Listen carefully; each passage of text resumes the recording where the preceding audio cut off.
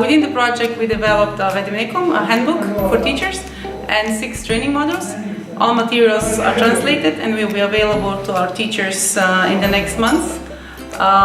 We believe that we have developed and prepared something useful and informative for our teachers, and we were really happy to participate in this project.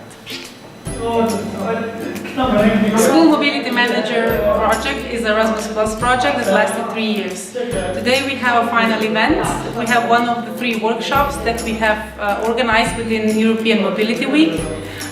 The purpose of this workshop is to test Module 6, which is a module that is focusing on ICT on online tools. The other 2 workshops were dedicated to local mobility projects and to good practices.